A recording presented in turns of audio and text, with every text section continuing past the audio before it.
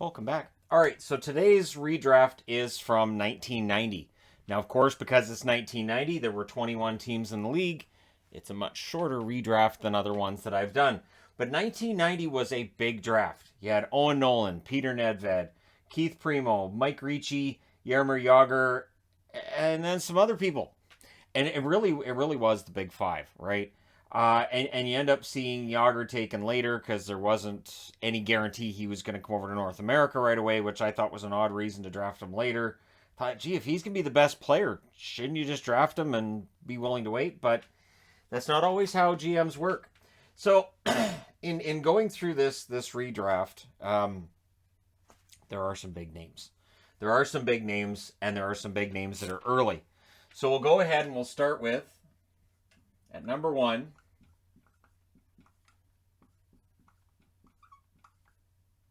who was originally number 5, Jaromir Jagr. So in the 1991 draft, I had the Nordiques take Peter Forsberg. So they would have had Jagr and Forsberg. Not bad. Not that there's anything wrong with Nolan and Lindros, but if you're offering me, do you want Nolan and Lindros or do you want Jagr and Forsberg?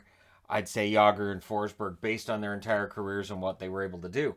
So, yeah, Jagr ends up going number 1. Number 2 on the list, moving up from number 20, the Vancouver Canucks, drafting number 2. This is going to cause some people to say, pardon me, can't do that. Well, Martin Brodeur isn't going to end up, Marty's not going to end up dropping to number 20. So for Devils fans, I'm sorry, but Marty Brodeur is now property of the Vancouver Canucks. Oh, how things could have been different, right?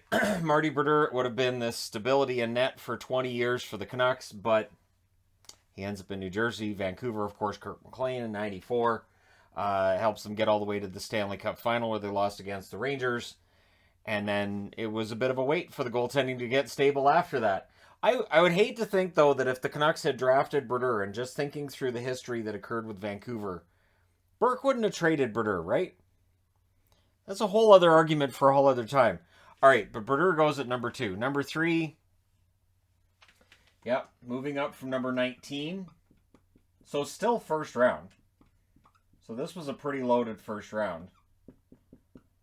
Moving up from 19, where he's taken by the Jets, the Detroit Red Wings take Keith Tkachuk at number 19. So it's still a guy named Keith. It's a different Keith. And again, if they draft Tkachuk instead of Primo, who knows? Primo ended up having a very good career. Not insulting him by any stretch, but yeah, Keith Tkachuk would be my pick. 3rd overall right there. Number 4. Yeah, this is where things start to get tough already, because there are some really good players on this list. Philadelphia, too. I mean, if a guy's in the Hall of Fame, right? He's kind of got to go here.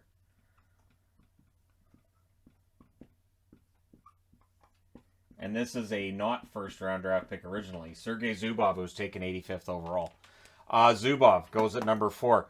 Sergei Zubov, Hall of Famer, jersey retired, and all that fun stuff. Stanley Cup ring as well. Very good defenseman, excellent offensive defenseman, underrated defensively.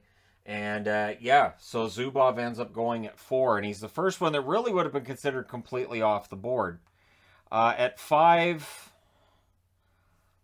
there's part of me thinking, well, that's probably where you want to take Owen Nolan, but there are a couple other guys here who I think could have been just as darn good in this spot.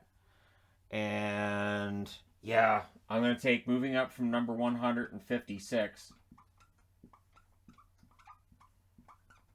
Okay, so Caps fans, avert your eyes. Moving up from 156, Peter Bondra. To go to Pittsburgh. So instead of getting Jaromir Jagr, they'd get Peter Bondra. Bondra scored over 500 goals in his career. How many goals would he have scored playing with Mario Lemieux? That would have been quite the total, wouldn't it? Bondra was a guy who could generate offense almost by himself. He had good line mates. I'm not saying he didn't. But man, if he'd played with Lemieux, just imagine. Sky would have been the limit for Peter Bondra. And he was one of the better pure goal scorers of that generation of players. All right, at number 6, the New York Islanders, who originally took a guy that is not going to be in this redraft. Instead, see, I'm tempted. I'm tempted, but I'm gonna.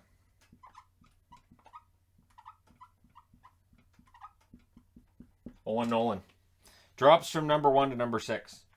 There are those who are going to watch this video and think, Shannon did 1990 just so he could wear a Nordiques jersey again. Well, yeah. So Owen Nolan drops to number 6. The New York Islanders take him instead of Scott Sissons, which would have been an improvement over Scott Sissons. And honestly, if Nolan had dropped to 6 in that draft, everybody would have thought that GMs had gone collectively bonkers. If Brodeur goes number 2, there would have been a lot of... But they had to draft Nedved. He's out of Seattle. So, yeah, Owen Nolan I would have going there. He was the number 1 draft pick originally. Next on the board,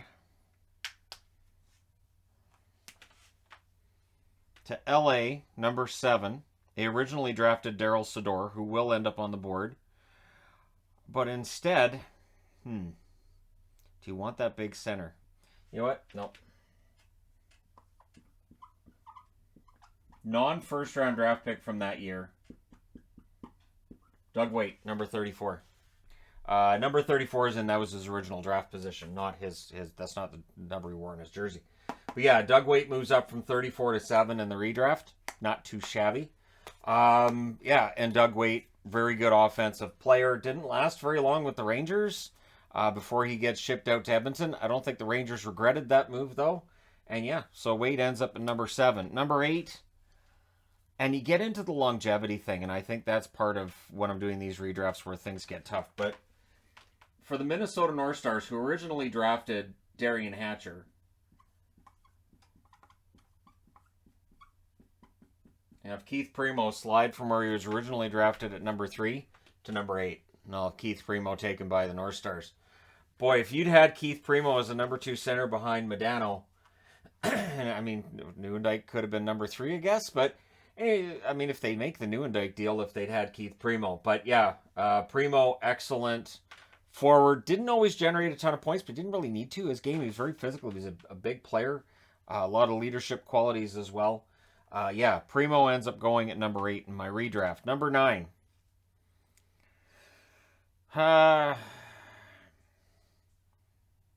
It is hard to drop Darian Hatcher much further. He was number 8 originally.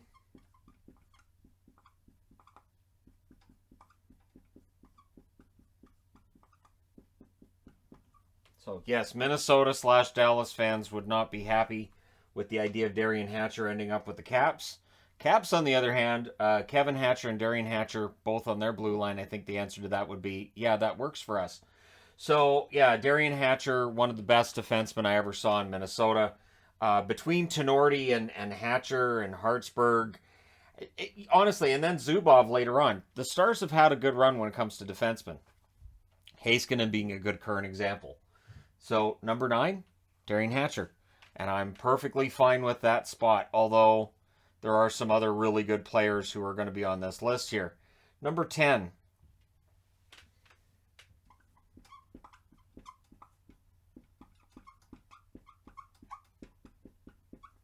Vyacheslav Kozlov.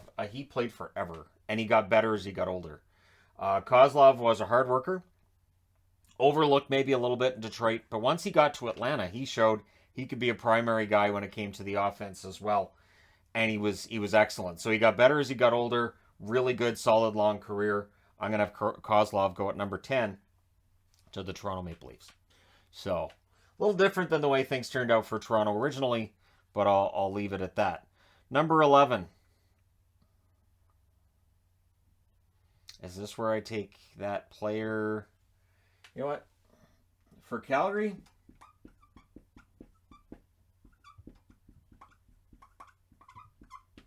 Alexei Zhamnov. Zhamnov had a really solid career, and then it just fell. Like, it was odd. He was really good, really solid, and then it just kind of fell apart on him. But he was good enough in his prime that I'll have him go here at number 12 to Montreal. The player I was trying to choose between, Peter Nedved, who drops from 2. If you want to make the argument for Nedved ahead of Zhamnov, you can do that. I do not have any issues with that. Just for me personally, I would probably take Zhamnov ahead of Nedved, but I would totally understand people saying no, I would take Nedved first. So, understandable. Just saying, for me personally, that's where I would go with it. Next up, moving up from 36th spot,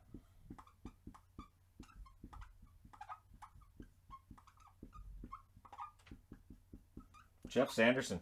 So goal scorer gets taken at this spot by the New York Rangers. Jeff Sanderson had a solid career. Not really a lot else to say. I mean, he's 30 goal scorer. I think that if he had some more consistency, he could have been a 40 goal scorer on multiple occasions where he didn't get there. Sanderson, though, excellent player, and now his kid's going to be coming up in the NHL. I look forward to saying Jeff Sanderson when I mean Jake Sanderson multiple times in review videos. It's going to happen where I say Jeff Sanderson instead. I'm just apologizing now. Next on the board, going to Buffalo.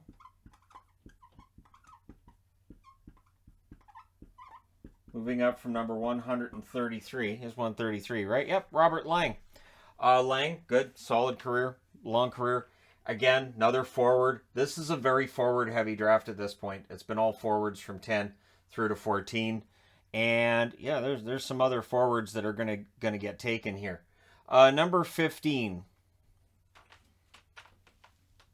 to Hartford. That's right, we got Hartford on the board. Moving up from number 31, which would be a first-round pick now, of course, Felix Potvin. So I have Felix Potvin. That's the second goaltender in this draft. Below Marty Brodeur, of course, going to Vancouver. So yeah, I mean, Felix Potvin at his best was very, very good. It was interesting with Potvin, up and down career. He had his best years, I would argue, in Toronto, although he was pretty good for the Kings as well. Had flashes of that ability in Vancouver. Couldn't quite get that consistency there. And then his career ended kind of quietly in Boston. But for Felix Potvin, again, throughout his career, I would rate him there. And moving down from number 4, going to the Chicago Blackhawks, Mike Ricci. Ricci played a long time. Good, solid player. Never quite hit the offensive heights that I think was expected when he was drafted, but became a very useful bottom 6 guy at points as well, and he could still put the puck in the net. Could play a really strong role, could move around your lineup. So yeah, Ricci at 16, and I would totally understand. Again, people want to have Ricci as high as, I would say, 11. You could make an argument for Ricci as high as that. These are not easy ones to choose between. Next up, number 17, going to the Oilers. And we get to another defenseman. Darryl Sydor. Darryl Sydor, good, long career. And again, at his peak, he was very, very good. Solid top 4 defenseman. Maybe underrated for his time. Definitely a career video to be done there if I haven't done it already. Because I think with Sydor, I think it was an interesting career for him. Although I've had John McClane's hockey reference page open for almost a week now. I've been meaning to do a John McClane career video and hasn't been done yet. And here I am doing a redraft. So apologies to Devils fans and anybody else who wants to see a John McClane video. But yeah, so I'm going to take Craig Conroy at this spot in the list. Or no, Craig Conroy the next spot to Vancouver. See, I got all caught up in my discussions of Darryl Sydor and everything he is. And caught myself there. Craig Conroy goes to Vancouver. So in this draft, instead of Peter Nedved and Alex Stoyanov, who they would use to turn into Marcus Naslund, they get Marty Brodeur and Craig Conroy. Probably better there. Conroy's the center, Brodeur in net. It might have changed the Canucks' fortunes once again. But yeah, I'm going to have Conroy going there. Next up, to the Winnipeg Jets. So I've just got the 3 left, right? 2, 3, yep. Yep, I did it. I got exactly 21 names on here. You know, I'm going to have, moving up from number 40,